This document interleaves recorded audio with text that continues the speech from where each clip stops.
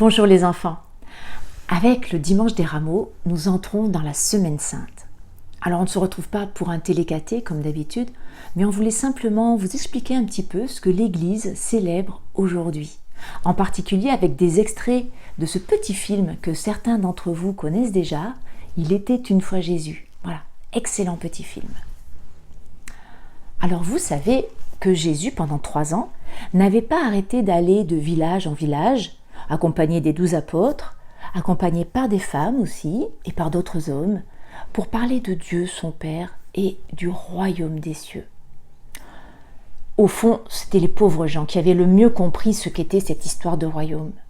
Ils avaient compris que si on changeait de regard, si on prenait le même regard que Jésus, si on changeait de comportement les uns avec les autres, et si on aimait Dieu de tout son cœur, eh bien le royaume des cieux était possible dès à présent.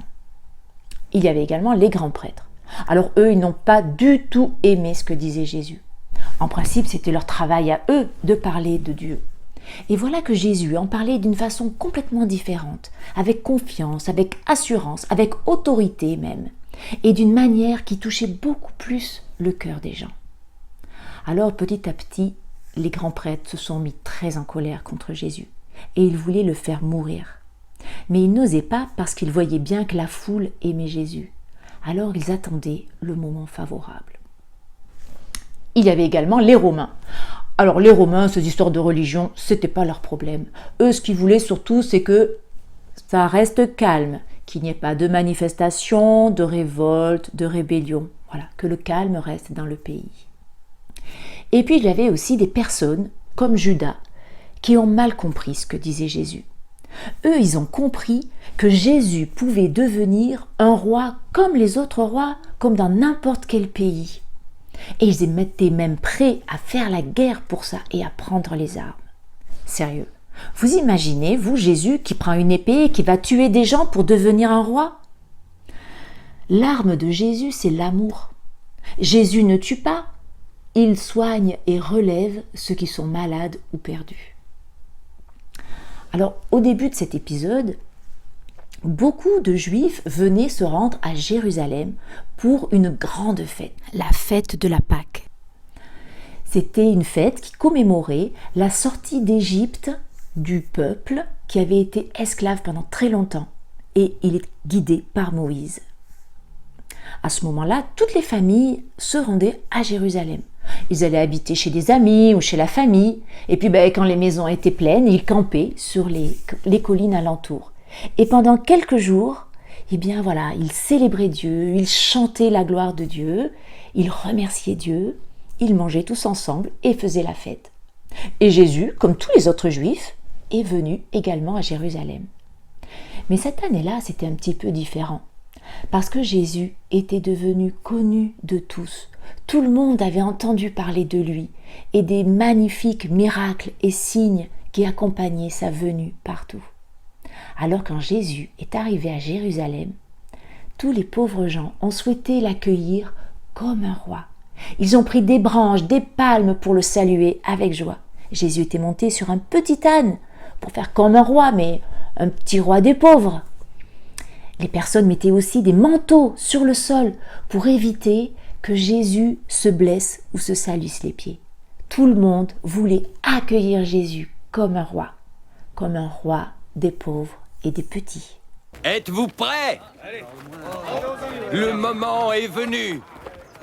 Que veut-il dire? Il parle comme si quelque chose de terrible était sur le point d'arriver. Ne t'en fais pas. Nous allons nous mettre en route. Et une fois à Jérusalem, nous partagerons le repas de la Pâque, comme nous le faisons chaque année. Tu ne comprends pas? Le moment est venu. Le royaume des cieux va s'installer sur la terre. La liberté régnera. Nous remporterons une grande victoire sur les Romains. Le royaume des cieux? Maintenant? Oui. Oui.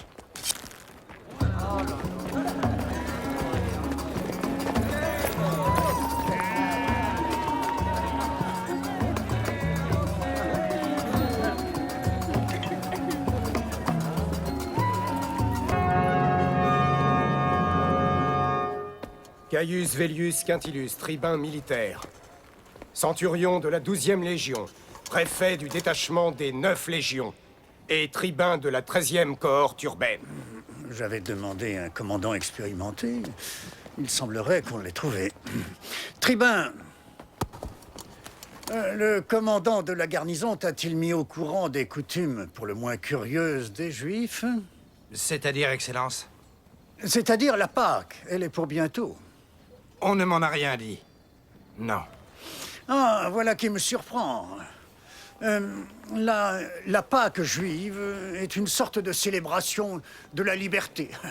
Ils fêtent leur jour de liberté. Ça a quelque chose à voir avec la sortie d'Égypte. Une vieille histoire. Je vois, Excellence. Dépêchez-vous.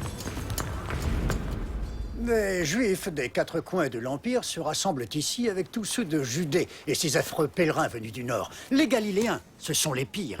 Pour qui te prends-tu? Quand je serai roi au royaume de Dieu... Toi, il ne te choisira jamais, tu ne pourrais même pas tenir un étal de marché. Moi, j'étais le premier à le suivre. Si quelqu'un doit être choisi, ce sera forcément moi. Tu pourrais commander une armée, mener des hommes vers la gloire. Tu crois qu'ils te bien suivraient? J'étais là le premier.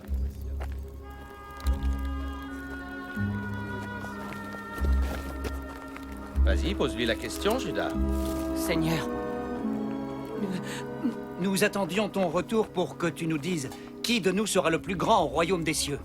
Si vous y tenez. Très bien. Je vais vous le dire.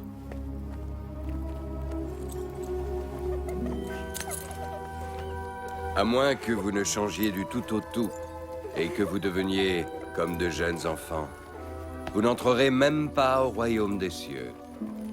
Quiconque est aussi humble que cet enfant sera le premier au royaume des cieux.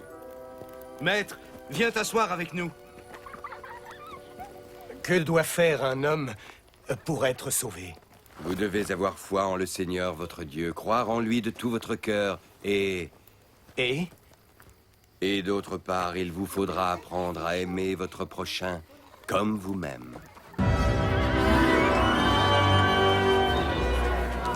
Hosanna! Béni soit celui qui vient au nom du Seigneur. Béni soit le roi d'Israël. Louons le Seigneur. Hosanna!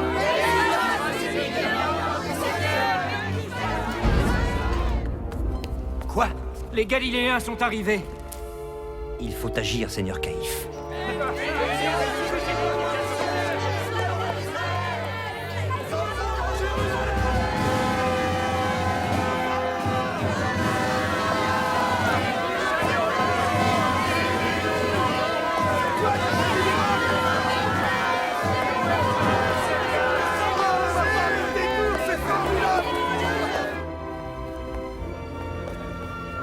Qu'allons-nous faire? Ce Jésus accomplit des miracles exceptionnels. Si nous le laissons continuer, tout le monde ne croira plus qu'en lui. Il donnera de faux espoirs aux pauvres qui seront prêts à tout, même à la guerre. Pilate fera détruire le temple, ainsi que tout ce qui nous appartient. Vous n'y entendez rien. Strictement rien. Ouvrez donc les yeux. Toute la puissance et la colère de César peuvent être dirigées contre un seul homme, ce magicien de Nazareth.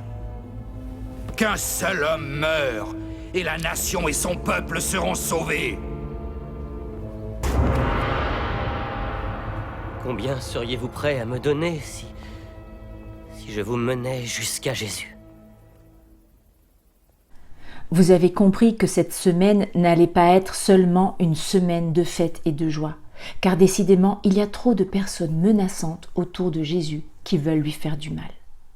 Mais simplement, pour aujourd'hui, eh bien, nous aussi, nous pouvons prendre des branchages, des rameaux que nous pouvons trouver pas trop loin de chez nous, ou alors les dessiner, et voilà, faire comme la foule, nous rappeler avec ces branchages la joie de pouvoir accueillir Jésus dans notre cœur. Et puis, toute cette semaine, il va y avoir beaucoup de moments forts, différents épisodes qui jalonnent la dernière semaine de la vie de Jésus. Et regardez, ce sont tous ces épisodes qui sont représentés sur cette très très belle croix de Pâques. Alors, ce qu'on vous propose pour cette semaine, c'est vous aussi de construire cette croix. Voilà, vous pouvez commencer à la dessiner, prévoir les différents espaces. Et pour les rameaux, regardez, j'ai commencé la mienne. Eh bien, voilà, sur cette partie-là, on dessine l'épisode où Jésus entre dans Jérusalem. Alors, si vous avez la flemme de faire la croix et que vous pouvez imprimer, on vous met en pièce jointe aussi le schéma en noir et blanc et vous pouvez le dessiner comme vous voulez. Mais voilà, sinon, on la construit et ça sera notre croix à nous, notre moyen d'être tranquillement en communion avec Jésus. Alors, regardez l'image. Regardez bien, on voit Jésus sur le petit âne. Il est accompagné d'un apôtre derrière lui. On peut colorier les habits de Jésus en rouge et en bleu. Le bleu, c'est pour dire que Jésus est un homme. Et le rouge, c'est pour dire qu'il est Dieu. Parce que Jésus est à la fois homme et Dieu. Voilà, et puis ce que je vous souhaite surtout, c'est de rentrer dans cette semaine avec le plus de joie possible, de se dire « Chouette, je connais Jésus, Jésus me connaît et il veut venir dans mon cœur comme un petit roi d'amour. » Et puis si vous avez envie de partager en famille, eh bien peut-être que le sujet de réflexion et de discussion pourrait être au fond de moi, comment est-ce que j'accueille Jésus? Pour moi, qui est ce Jésus que j'accueille? Est-ce un roi? Est-ce un magicien? Est-ce un homme, un Dieu? Quelqu'un qui a vécu il y a longtemps? Est-ce un ami? Est-ce un frère? Voilà. Je vous souhaite un bon partage et je vous souhaite surtout un très très beau dimanche des Rameaux. Hosanna.